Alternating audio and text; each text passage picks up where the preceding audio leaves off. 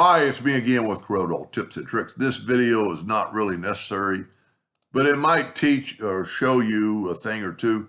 We have done this two different ways, and I still think my number one way is the best. I'm going to tilt this thing at a -45, and I'm going to bring in a line. I'm going to use the transformation docker like I did in part 2, but I'm going to do it a little bit differently because I am only going to use one step of it. So I want to know the distance between those 2 points. So I'm going to get out my parallel dimension tool, and I'm going to go from there, start moving and hold down the control button.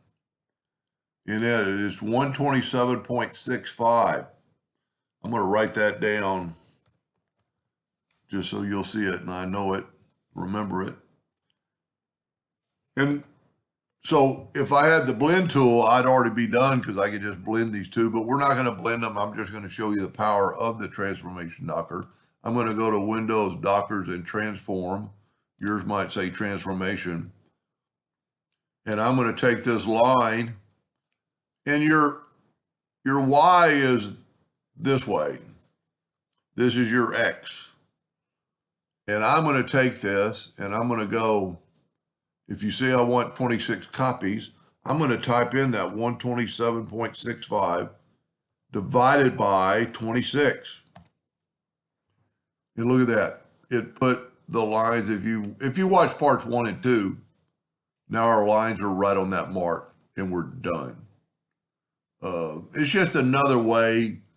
I still think the blend is faster, but you could definitely use this at some point somehow for another reason. And I'm just going to go and use those same colors and then just fill that in with black, black, black, black, black, black all the way around, and then do your yellow and have the same.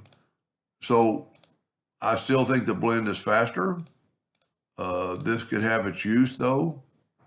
And just showing you that that's a position docker. And it is neat because you can go uphill and left and right at the same time. Anyway, I hope that helped just a little bit. And thank you for watching.